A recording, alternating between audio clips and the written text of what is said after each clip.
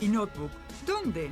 En Refil Uruguay, Avenida Italia 3058, Casi Maipú. Búscanos en todas las redes sociales o en WhatsApp 092-660-530. Refil Uruguay. Somos un servicio de calidad. Somos una empresa con responsabilidad. Somos Limpor. Trabajamos con seriedad. La limpieza tiene nombre. Es Limpor. La limpieza tiene nombre. Somos servicio integral. Limport, todo tipo de limpieza, vidrio, jardines, residuos y demás. En Limport Somos servicio integral. Radio Nacional, 11:30 AM. Primeros en escucharte. Radionacional.com.uy. Formando una ciudadanía libre y democrática. Libertas. www.libertas.uy. Presenta En Dónde Estamos. Un periodístico libre y democrático. De lunes a viernes, a partir de las 10 a.m.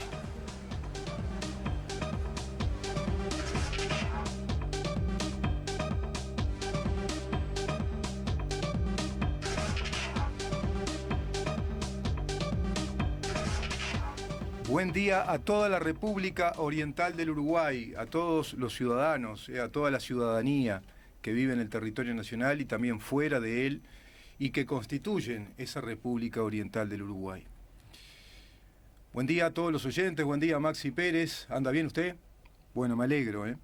Un día hoy nublado, seminublado, con 23 grados de temperatura acá en la capital del país, en Montevideo, y anunciada también una jornada irregular en materia de lluvia, con una probabilidad, según AccuWeather, del 61%. Hoy venimos en primer término con un tema que hace a la realidad que estamos viviendo. No a la realidad de hoy, del día de ayer, inclusive la que será el día de mañana, sino la realidad que estamos viviendo hace ya un año y un poco más, que es esta realidad bajo pandemia. Realidad bajo pandemia involucra el concepto de realidad mundial. El mundo, bajo esta crisis, que afecta la salud de las personas, que ha matado un montón de personas, que ha enfermado a una gran cantidad, que se calculan que son, millones, ya 3 millones de personas que han fallecido, cientos de millones de contagios en el mundo, países que baten récords en materia de contagios, y países que baten récords en materia de buenas políticas sanitarias. Son números, ¿no? Son números. Pueden ser unos más exitosos que otros. Uruguay está en el rango de los países con mayor acierto en el manejo, en la gestión gubernamental, sanitaria, y a su vez de la gestión extendida a las otras áreas de las actividades del gobierno, como uno de los países referenciales, a pesar del incremento de los contagios, a pesar de que estamos atravesando un pico altísimo de contagios y que obligó al gobierno a mover esa perilla, tomando prestada la expresión del presidente de la República, para ir para atrás todo lo necesario según concibe el gobierno.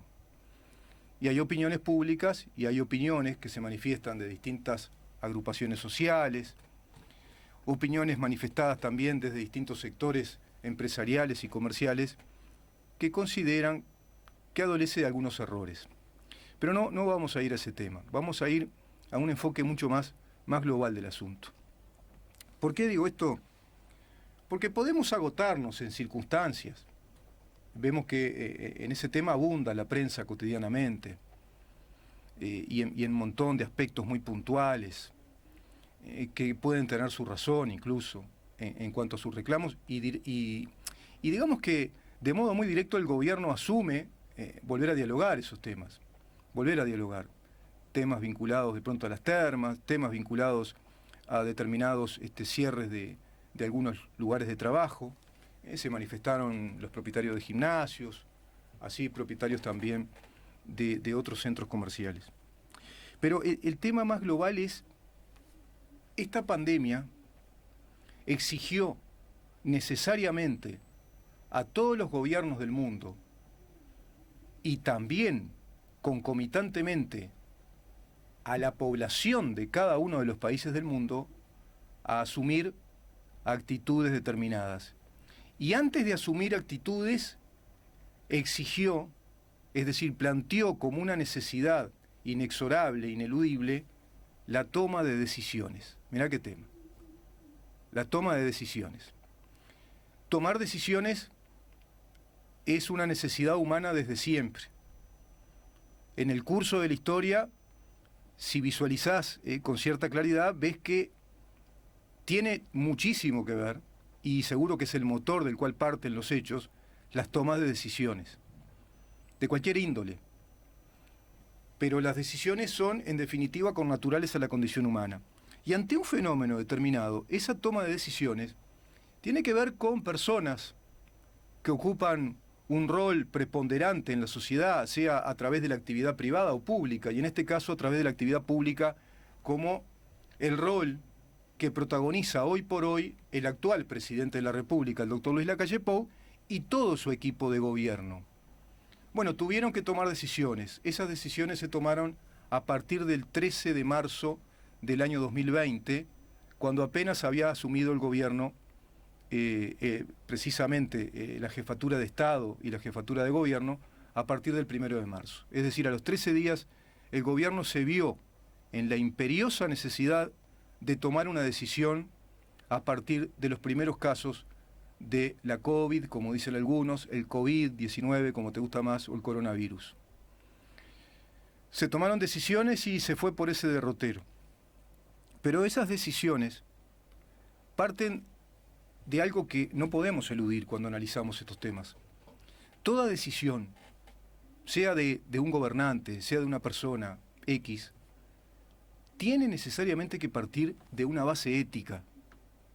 Es decir, en esa persona hay un elenco o un conjunto de principios de valores que debe evaluar y que debe llevar en consecuencia según lo que predica, lo que postula, e inclusive según su convencimiento, pero aún más que el convencimiento, según su saber y entender a raíz de aplicar esos principios morales o éticos, como nos enseñó una vez Aristóteles. Es decir, la persona que va aplicando esos principios y ve que esos principios son efectivamente buenos. Por lo tanto, esa persona tiene que estar informada de esos principios éticos. Y sabes que Occidente tiene dos tradiciones muy importantes en materia de ciencia ética o en materia de principios que avalan o que justifican nuestras conductas, como estados nacionales, como sociedad, como civilización. Una de las fuentes principales de la ética es la cristiandad. Si lees los evangelios, por ejemplo el Evangelio de Mateo, te vas a encontrar con que Mateo atribuye sistemáticamente principios éticos formulados por Jesús de Nazaret. Y dentro de esos principios éticos, la propia ética considera que hay dos reglas fundamentales: la regla de oro y está la regla de plata.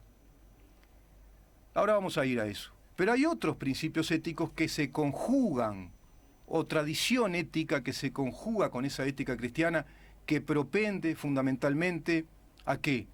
A la libertad de la voluntad individual, propende al reconocimiento del individuo, a la relación individual con esos valores, a la responsabilidad individual de esos valores llevados a la práctica, e inclusive en términos directamente teológicos o teologales, a la relación personal de ese hombre o mujer de fe con el Salvador, con Jesús, y con Dios inclusive, ¿no? En ese Dios monoteísta, todopoderoso, omnipresente, que concebía la tradición judía y que Jesús luego irradiará a través de las postulaciones inclusive doctrinarias de San Pablo hacia todo Occidente.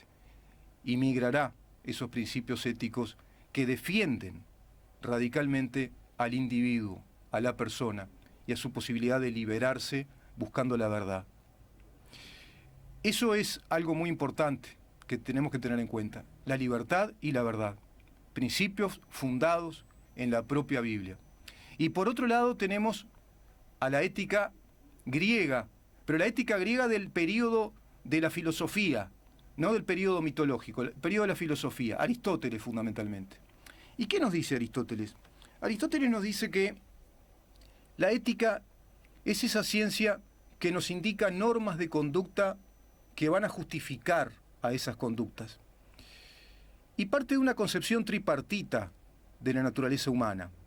Es decir, la naturaleza tal como es decir, la naturaleza planteada como es, precisa que para entender la naturaleza el ser humano debe aplicar la razón práctica, tema que llevará a un, monumental libro, ensayo y tesis filosófica como la que planteó Emmanuel Kant con su teoría de la razón práctica y luego la teoría de la razón pura, basándose en los principios de Aristóteles. Es decir, esa ética del comportamiento en el conocimiento científico, en el conocimiento de la investigación de la naturaleza. Pero hay otra parte de esta tripartita naturaleza. ¿Y cuál es? Es la finalidad. ¿Qué perseguimos con aplicar determinada conducta de valores? Perseguimos un fin, un telos. De ahí lo teleológico, el telos, la finalidad de acciones humanas que responden a ciertos principios éticos.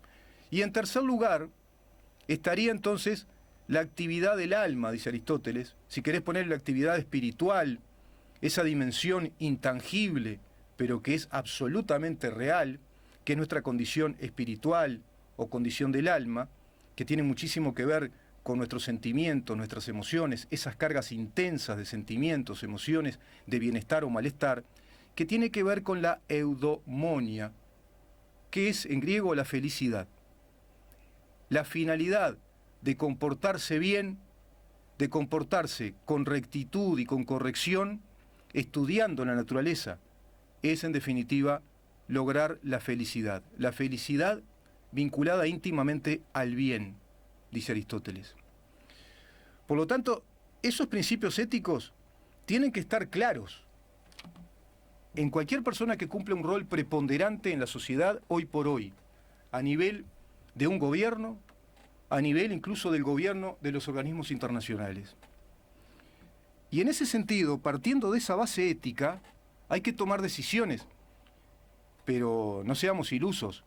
Esas bases éticas son realmente el ideal, el valor universal de buscar el bienestar, actuar correctamente, actuar con rectitud para llegar a la felicidad de los otros.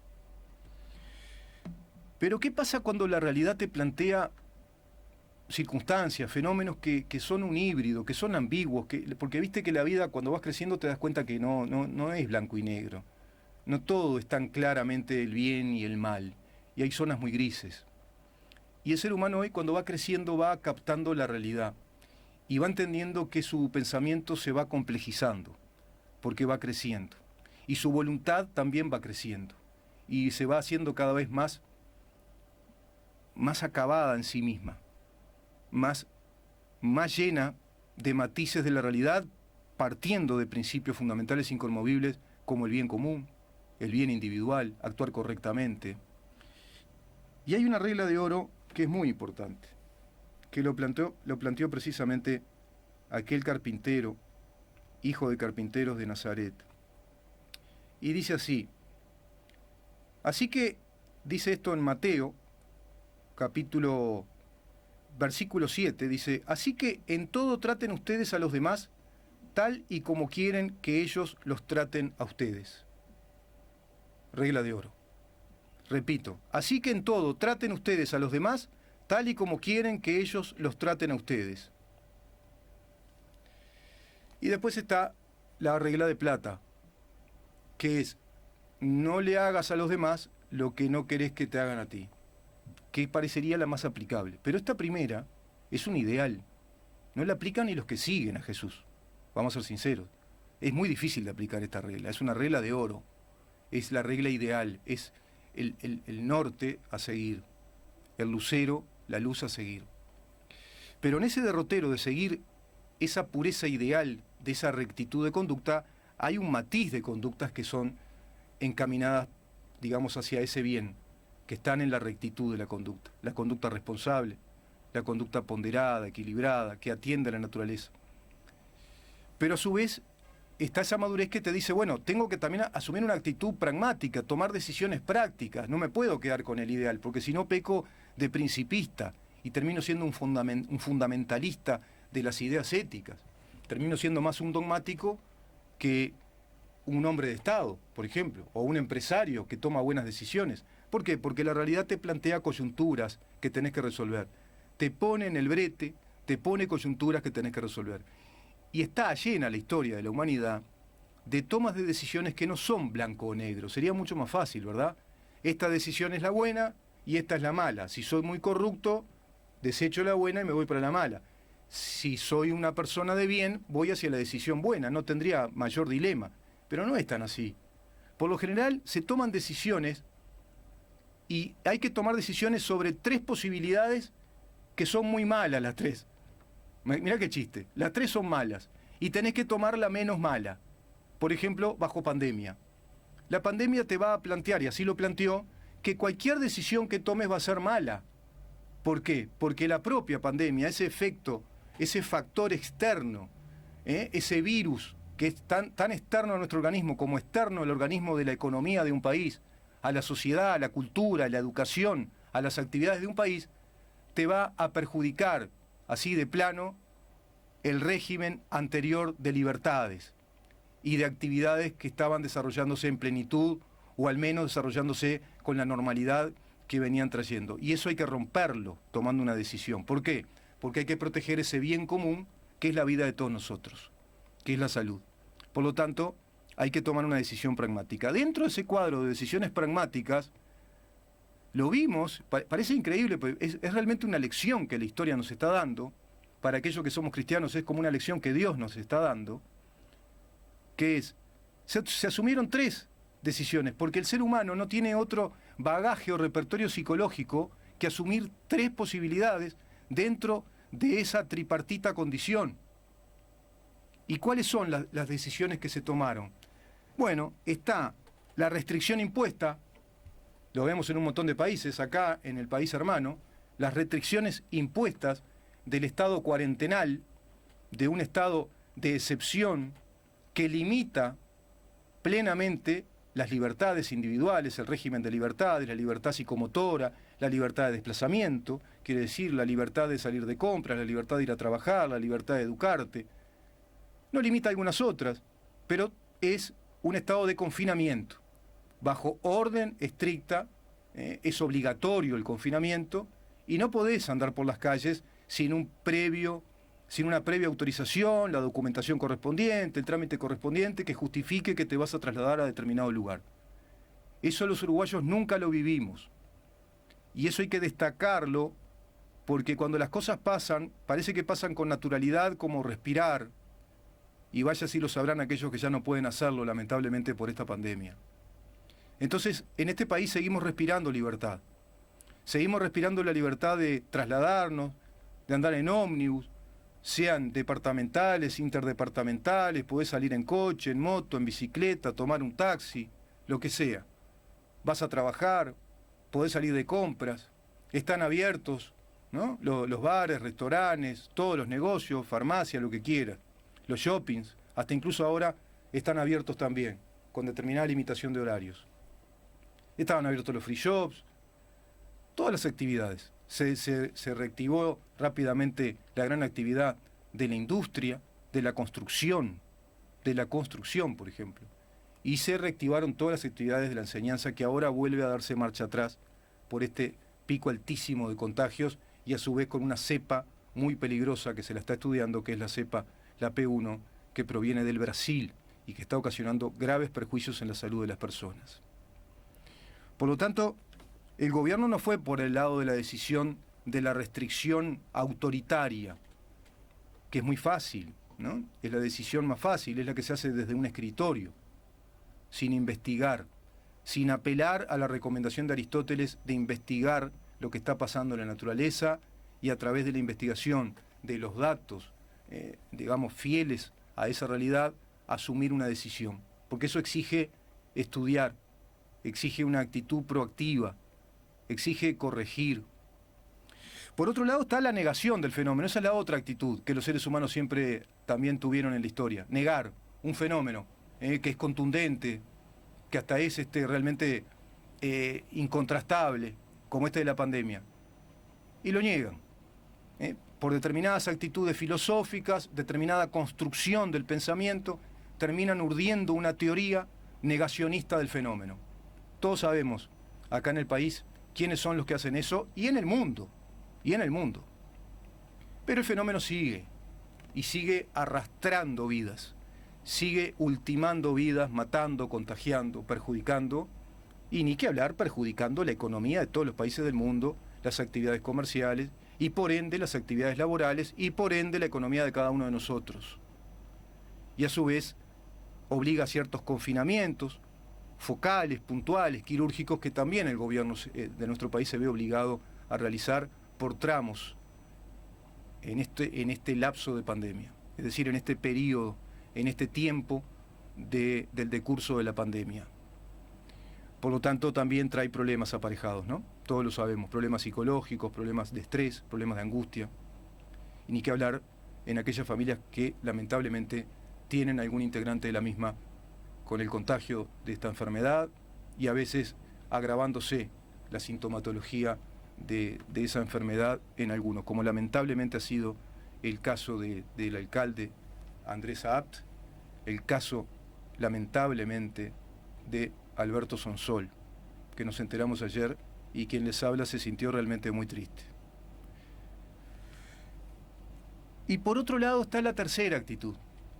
Esa tercera actitud hace gala de esto que venimos hablando, de asumir el principio de la autonomía de la voluntad, de proteger de todas maneras las libertades individuales, de proteger de todas maneras la capacidad de decisión de las personas, porque cuando vos tenés un régimen de libertades te ves obligado a decidir, a tomar decisiones. Por eso la libertad es mucho más difícil, y de ahí que Jefferson nos dijera una vez: el precio que nos cobra la libertad es defenderla todos los días.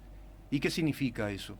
Y significa ser responsables, estudiar mucho, prepararse en todos los temas ante los cuales te veas en la necesidad de tomar decisiones. Yo hoy tuve que tomar la decisión de investigar este tema para venir a hablar con ustedes.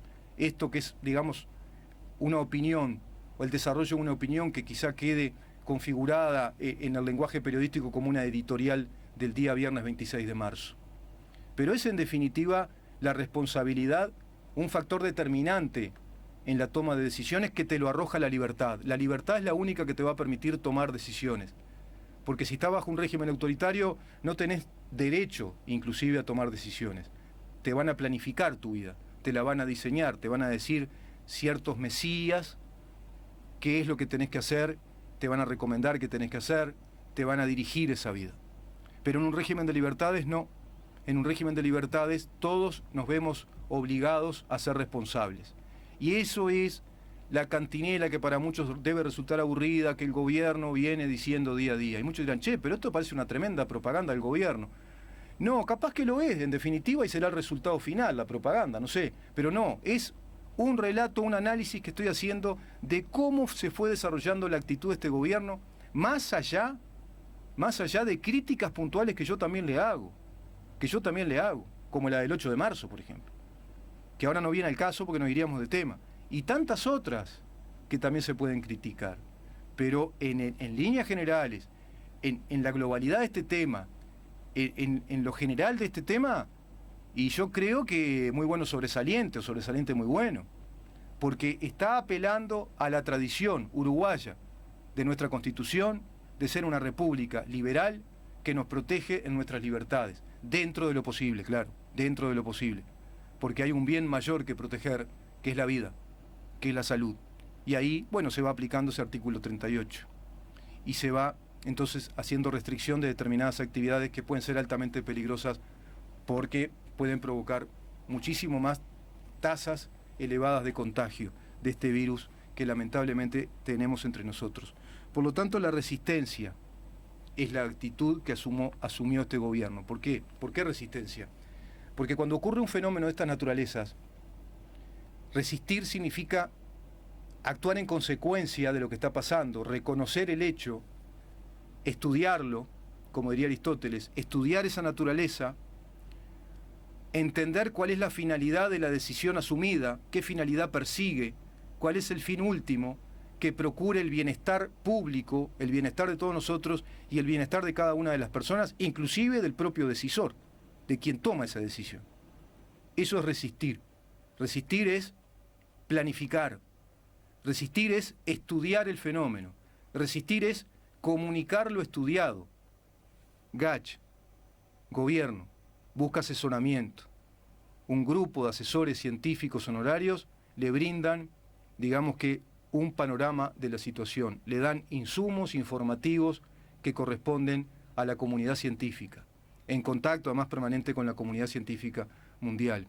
Estudiar planes de gobierno para llevar adelante políticas públicas en esta coyuntura excepcional. Estudiar, planificar, pero arrojar en la población la responsabilidad de tomar decisiones. También resistir significa educar, explicar qué es lo que está pasando, transparentar la información y decir qué consecuencias tiene todo esto de la pandemia, por ejemplo.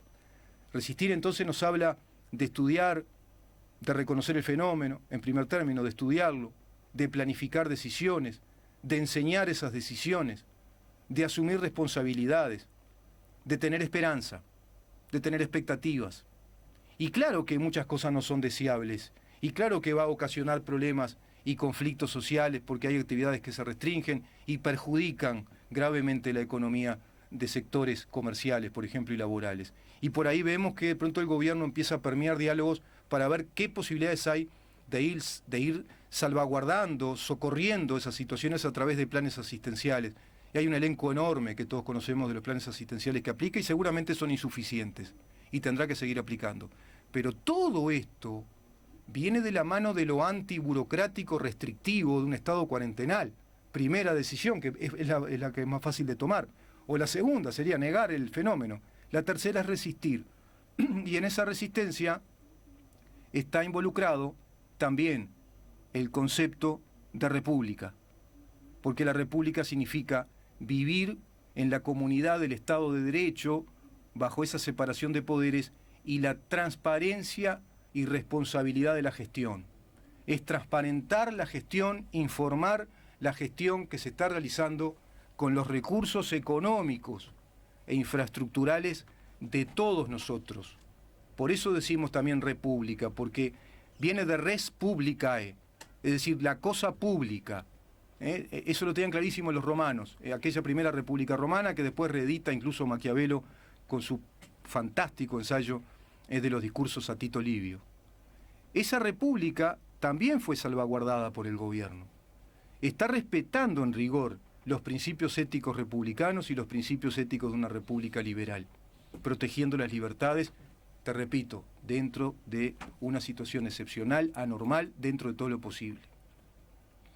A mí me gustaría, yo no sé, Maxi, si después podemos buscar, viste que hay por redes sociales ya el mensaje que el presidente dio hace unos días atrás con el testimonio de los integrantes de los sobrevivientes de los Andes, y muchos dirán, otra vez, siempre lo mismo. Sí, siempre lo mismo, ¿viste? Lo que pasa es que en la humanidad es siempre lo mismo. ¿Viste que siempre lo mismo que nacemos y morimos? Siempre lo mismo, ¿viste? Que una mamá y un papá tienen hijos y se hace una familia.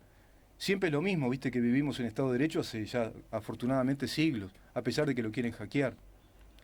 Y siempre no es lo mismo, ¿sabes? Porque las circunstancias van cambiando.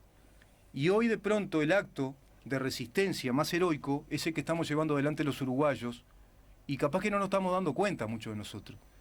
Pero a través de esa conjunción, por un lado, de un gobierno que yo veo muy responsable, de una clase política incluso muy responsable en su actitud parlamentaria, y de un pueblo uruguayo, la nación sería el concepto más apropiado, que en una gran medida, en un porcentaje muy alto, es responsable, si bien hay un grupo que lamentablemente no lo es. Bueno, estamos llevando adelante una épica de la resistencia bajo pandemia. Y me parecía notable poder ilustrar con ese mensaje que lo resume de modo gráfico, porque aquellos sobrevivientes de los Andes aplicaron precisamente este concepto, la resistencia. Es decir, estudiaron el fenómeno, se preocuparon de reunirse entre todos, de planificar un plan de salida, de corregir, porque también se trata de eso, se cometen errores y hay que corregir. Vos fijate todas las actitudes proactivas que te exige un estado de resistencia. Apela a la natural capacidad humana de tomar decisiones. Apela al motor fundamental de la voluntad individual. Y a eso apelaron aquellos integrantes de los Andes, aquellos uruguayos que por eso son un gran ejemplo mundial hasta el día de hoy. Porque no asumieron la otra decisión, restringir totalmente, y de pronto hubieran hecho, bueno, hacemos un suicidio colectivo, no tenemos salida, ¿no? Una actitud restrictiva, absoluta.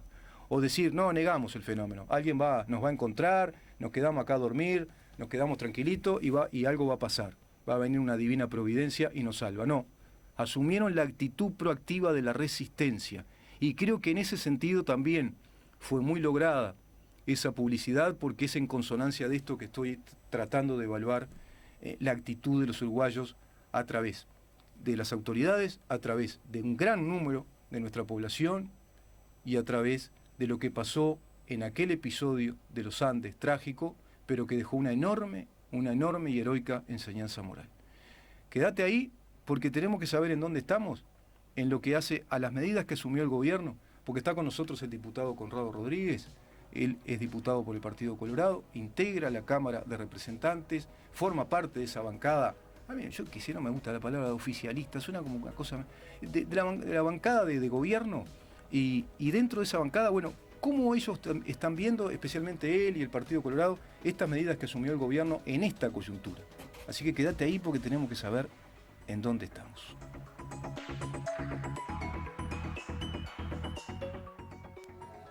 Hay cosas que ya sabíamos de antes, como que lavarte las manos más y mejor te protege de los gérmenes. O que si necesitas un acompañante para vos y tu familia, es mejor que lo haga alguien que sepa de salud. Por eso preferís Acompaña, la única que te asegura un servicio totalmente a cargo de enfermeros titulados. Acompaña, enfermeros que te cuidan. 0800-8939. Libertas, una organización por la libertad, la república y la democracia, por una formación de ciudadanía en democracia. www.libertas.uy. Hacer la locución. Hoy tu vida